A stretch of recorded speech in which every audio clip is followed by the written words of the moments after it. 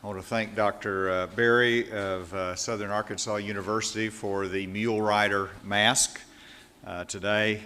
I appreciate that. Just a couple things. First, I just came back from our first meeting of the High School Sports Advisory Committee, and I want to thank them for their work. They're hard at work trying to look at all the issues involved with high school sports this year and the importance of it. So I look forward to getting more information from them later in the week. I also want to thank our alcoholic beverage control agents that have been out under the leadership of Mike Moore for their helping the Department of Health in assuring those with alcohol permits that they follow the guidelines of the Department of Health. I think that's made a difference as they have engaged in reminding the businesses of their responsibility, and they've been very, very responsive. And then I would like to make an announcement today. I mentioned before that we wanted to look at the acquisition of antigen testing equipment, and I'm pleased to say that we have now received 100 BD Veritor new antigen testing machines.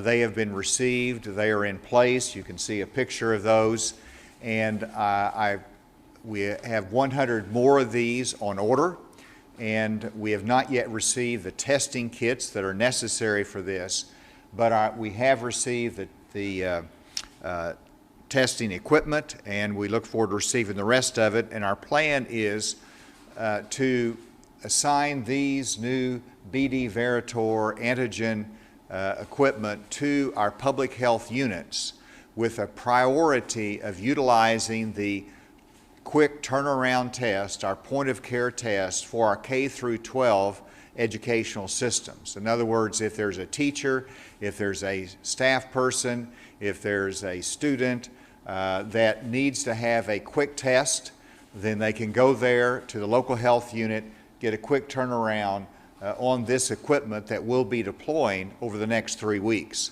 So I think that will be something that will be useful. One of the priorities of educational staff as to what we need to do to be ready for school.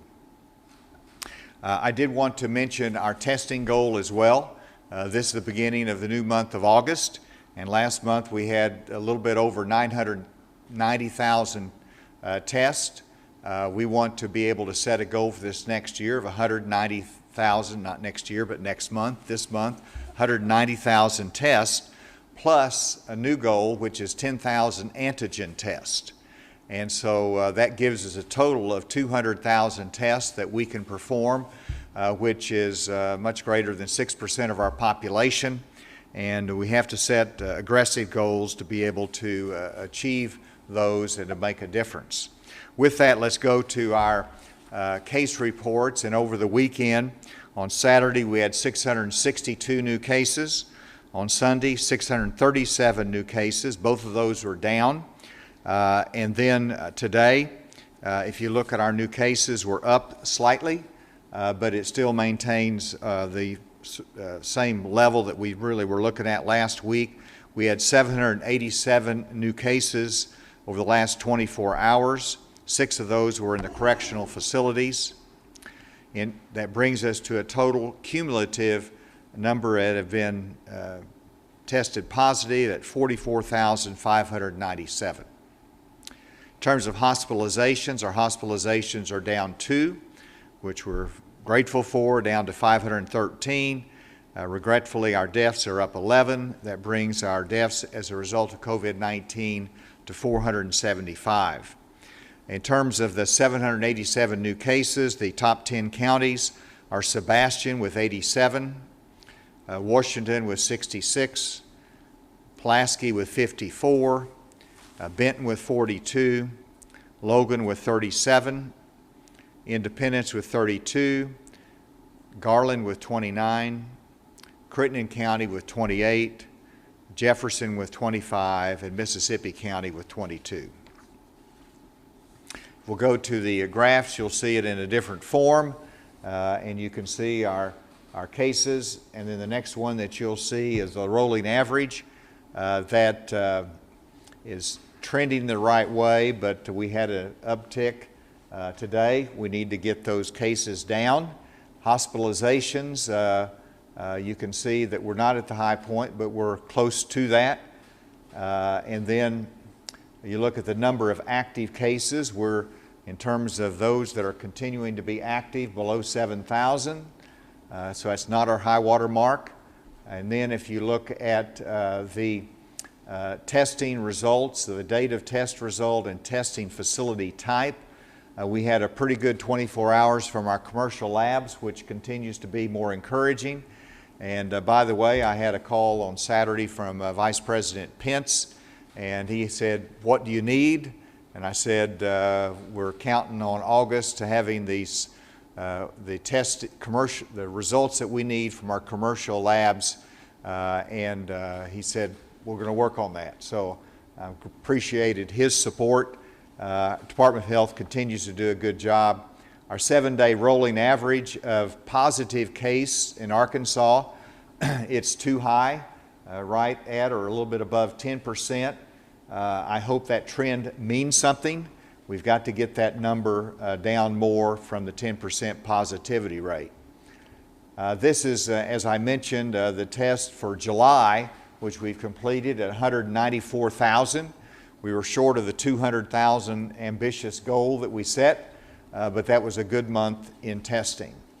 And then this is new, and it's I was looking at our previous 7-day rolling average of Arkansas by regions, and it was a little bit confusing to me, and it was pointed out that that was on EpiCurve, and I said, just give me what is comparable to what we do on our 7-day rolling average on new cases. And so this reflects the COVID cases in Arkansas by region, and I think this is instructive. And so if you look at the top line, which is the orange, you'll see Northwest at the high water mark on cases, and now that is significantly down from there. They've got to continue to trend the right direction. And then if you look at the yellow, which is Central Arkansas, again, that is trending in the right direction, not what it was at the high point. But then if you look at the blue, which is the Northeast, this should be a reminder to take action, to recognize that this virus could be in every part of the state, the rural parts of the state, every part of it, and Northeast is not going in the right direction now. And so they've got to bring that down. We have to work hard to do that. The red is the red is southeast, and that has moved up some too. Part of it is because of correctional facilities, and then the green, of course, is the southwest, and that's flattened out some. But this really indicates where we've had some success, where we have some challenges as a state. And then I wanted to end with just, this is 2 weeks since we had the mask mandate across the state, and I'm grateful for all the businesses that have put signs in their places of business. And this is one that is offered by the Arkansas State Chamber of Commerce and Arkansas Associated Industries that you can download if you go to their website, that protect yourself, your family, your job, wear a mask. And then you'll see the next one that this is for a business. Masks are mandatory for entry into this business. And then you can also see that also in Spanish as well. And so I want to thank all the businesses that have supported us in that effort, and to remind the customers, to remind everyone that wearing a mask is important and is a great tool to reduce the spread of the virus. With that, Dr. Romero. Thank you, Governor. Let me add a little bit more of a fine point to the numbers that the Governor has given you. We talked about the number of hospitalized individuals at 513. The individuals on a ventilator have decreased to 108. Have increased to 108, an increase of 2. Total number of Arkansans that have recovered has increased by 664, we are currently at 37,240 individuals that have recovered fully. At this time, we have 6,882 Arkansans with active disease. This is comprised of 80 nursing home cases, 392 correctional cases, and 6,408 community cases. To add a little bit more on the testing, we've done antigen tests for this month of 242. 202 are negative and 40 are positive. Let me offer some comments outside of the testing and the numbers themselves. This weekend I was in South Omaha, South Little Rock, excuse me, visiting some of the Hispanic stores and down there. I really want to make a shout out to the Hispanic business owners. Every store I went to had signs in Spanish, multiple signs in Spanish, warning about the need for masks. And I'm certain they didn't recognize who I was, but I actually saw a gentleman turned away and had to go back to his car, put the mask on before he was allowed in. So a shout out, thank you very much for adhering to this mask mandate. And lastly, a couple of words about influenza. We're in the middle of summer. Why am I talking about influenza? Well, primarily influenza vaccine. We start vaccinating against influenza this time of year, and we go forward. This year, I want to stress the importance of influenza vaccine for everyone. And the reason why is that there are a significant number of deaths each year from influenza. We don't know what the confluence of influenza, infection, and COVID will be. Will that lead to increased mortality, morbidity? We know that there's a press on our emergency rooms during influenza season. One way to decompress that is to try to get people immunized against it. And again, these individuals that develop severe influenza become hospitalized. They can wind up in our intensive care units, use intensive care beds, and may require ventilators, which we will need for COVID. So this disease is preventable. We can do it. The vaccine is safe. It doesn't cause disease. Health providers have been taking this vaccine for decades. I have over 20 years of receipt of the vaccine every year. So it's important to go forward with this. I will be periodically reminding people to get their vaccines. So with that, I'll turn it back over to the governor. Thank you, Dr. Romero. And with that, we'll take any questions. Yes. Question on the influenza topic. A couple public health experts that we've talked to have said that they expect there to be more people than normal looking for influenza vaccines because of coronavirus, that it kind of was a wake-up call. Are you expecting that the health department, and what's being done to ensure that there's an adequate supply of that vaccine? Dr. Romero.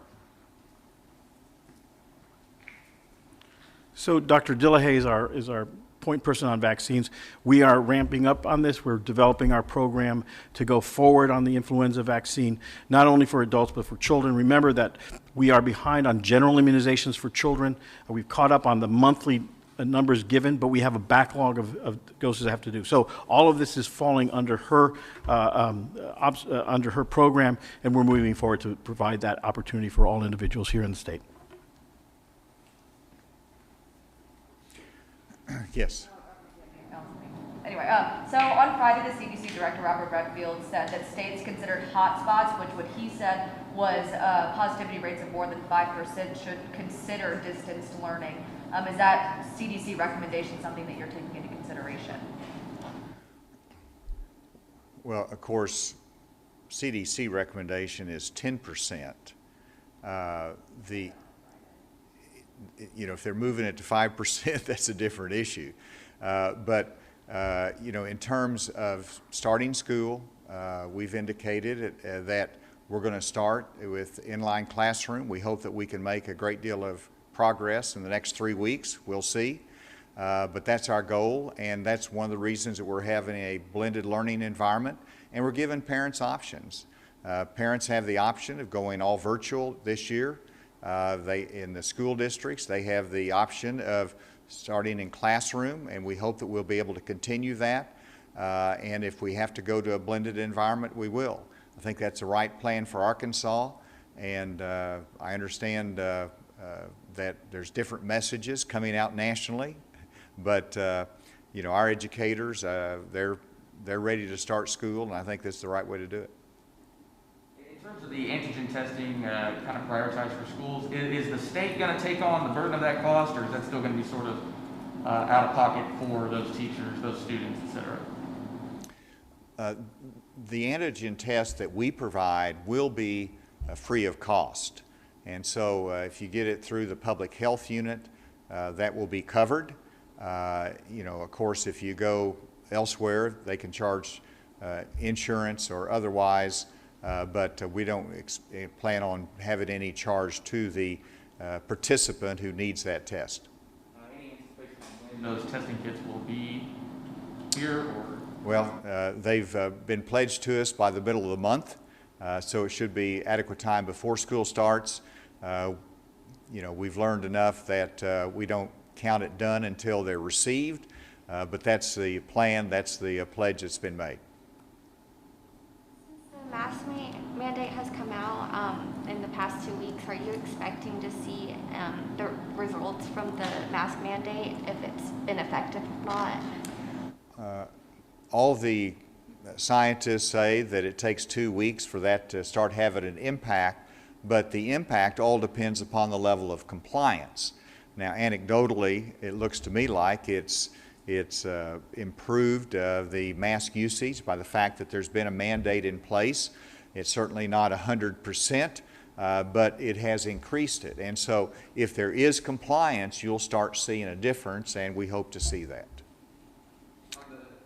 Increase in Northeast Arkansas, I noticed that Western Tennessee has been growing increasingly into a hotspot. Is there any correlation there? There could be, because if you look up in some of those counties up in Northeast Arkansas, some of the employees drive over from Tennessee. And so there is a lot of exchange back and forth, employment-wise, work-wise, shopping-wise, with that part of Tennessee. So we can continue to look at that, but it's and they've worked hard, but I think the message is that we have had a sense in Arkansas and some of the rural states that this is an urban problem. This is a Little Rock, this is a Northwest Arkansas, it's a, maybe Jonesboro will have some cases, but we can see in Mississippi County an increase. We can see cases in a lot of the rural counties of Arkansas, and in some ways it spreads it across the state, but it also says there's not any area of Arkansas that someone should be relaxed and say, this is a COVID-free area, or it's not going to touch us here. That is, to me, the message is that wherever you are in Arkansas, and this applies to other states as well, you've got to be careful whether it's rural or an urban area. And we can, on the vaccine part that you raised the question on, we'll be looking at that, and hopefully we can get you more information on that. Is there any questions remotely? Yeah, Governor, this is Andrew with AP. Want to ask you on a couple things. First, on school reopenings, is there a specific number or threshold that you have in mind, and I guess in what area, that would give you pause about going forward with things as planned? Is there a specific number when it comes to positivity rate or cases? Kind of what's the red line that you're looking for on that? Separately, National Governors Association is meeting this week. I understand you're taking over as vice chairman. Wanted to see kind of what your goals were with that position, especially when it comes to pandemic response. And do you see the organization playing a role as kind of a counterforce to President Trump with Governor Cuomo in charge of the group, or taking over as chairman? We are going to be having our National Governors Association meeting later, and I'm grateful for the opportunity to have my name submitted as vice chair, which means that Chairman Cuomo will be leading the NGA, and then I will be following the year after that. The NGA has been a very strong voice during this pandemic. organizing calls, participating in calls, helping to set the agenda nationally, and being an advocate in behalf of the states as to the needs that we have, both from testing, both from a funding standpoint, and I know that role will continue under Governor Cuomo, but also down the road. Hopefully when I get there, the pandemic will be over with. But there will be a lot of lessons learned, and I think over the next year for sure, the NGA will have a major role in the pandemic and coordinating with Washington. I wouldn't say that's a counterbalance. I would say that is simply being a part of our system of federalism in the United States of America that recognizes the unique role that the states play, and will continue to advocate for that and represent the states and our needs. In terms of the first part of your question on a school opening, one, you've got a plan. We've got a good plan that's very specific in terms of what our expectations are, in terms of giving flexibility to the local districts, supporting them in the acquisition of PPE. If there's needs out there, we want to be able to address those. We are trying to work through all of the issues in terms of the what-ifs, and there's more work to be done there. In terms of the positivity rates, it's not where I would like it to be, and I hope when school starts it's not there. But if you look across the state, it varies county by county, and I met with the Academy of Pediatrics here, the Arkansas chapter, this last week. We discussed that, and they recognize that there's areas that have a lower positivity rate there shouldn't even be a question about. But it's difficult for a state like Arkansas to say we're going to open here and there, and others is just going to be virtual, and then you have a lot of issues that go along with that. So I want our state to be able to move, at least at the beginning, all together in classroom instruction.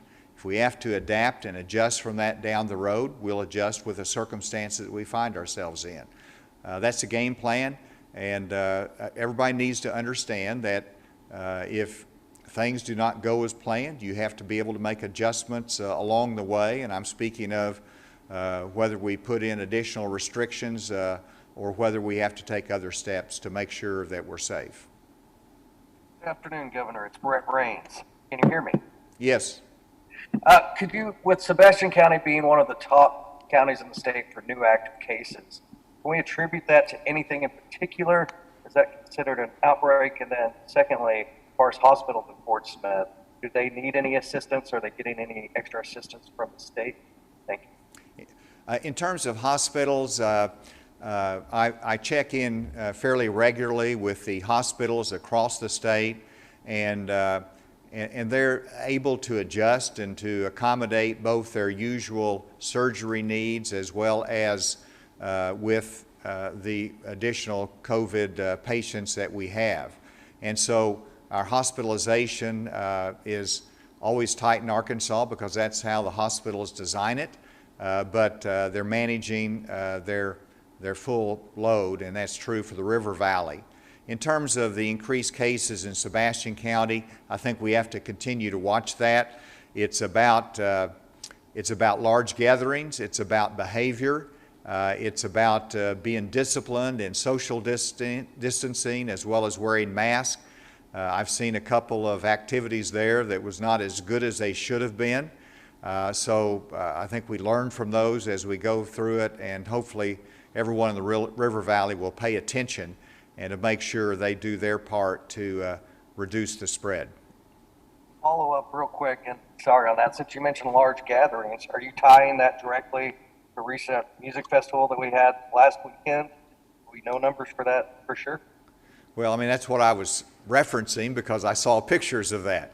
And again, there was a good plan.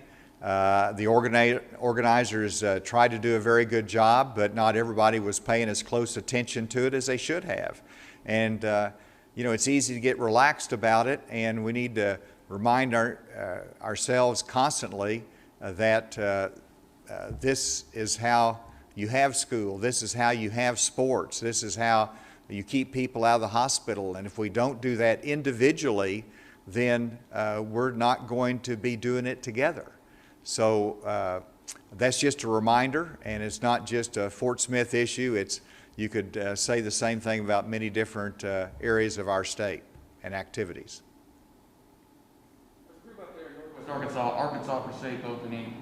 It's a group of local educators who kind of feel like they haven't been heard when it comes to school opening procedures of that nature. Have you solicited any input from those classroom level teachers when it comes to devising plans or anything like that?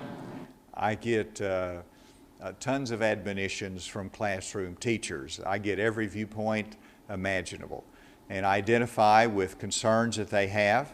Everybody who goes to work in this environment has concerns. Everybody who has to deal with the public has concerns. And that's why we want to put in the safety precautions. We want to listen and we want to adjust as needed. But yes, I do listen to the teachers. I'm not familiar with this particular group, but if I'm not hard to get a hold of. Anything else? Yes, this is Melissa Zigowitz with THB 11. Students at the University of Arkansas are expected to start coming back to campus in less than 2 weeks now. And as we know, there are a lot of students coming from Texas, which is a hotspot. How concerned are you about an outbreak out there, and is Northwest Arkansas ready for that? Well, as the students come in from Texas, and they might be coming in from Georgia, Tennessee, Missouri, Oklahoma, as they come in, I know that I hope that some of them will be tested if they've engaged in any type of risky behavior, or they've been in venues that could contract the virus. I hope they'll consider being tested, and that way it protects everyone. But secondly, it's about not that you're traveling from somewhere. I just came through the Capitol today and I saw 4 people from Texas. And I went over and I introduced myself. They said they're from Texas. Every one of them had a mask on and I had a mask on. And so to me, that's the solution. And so as these students come in, if you're from Texas or from any other part of the area or for South Arkansas, put a mask on. That way you're protecting others. So I think the University of Arkansas has a good plan to re-engage the students. There's always risk there, but I think they have a good plan with a lot of safety precautions that include the sanitizing, but it also includes the planning for the facilities and the requirements to wear masks and social distancing as needed. Just one more question. I don't think you mentioned this, I didn't hear it, but how many tests were done in the last 24 hours? Thank you for asking that, and I believe it was 6,700 tests, but I'll check.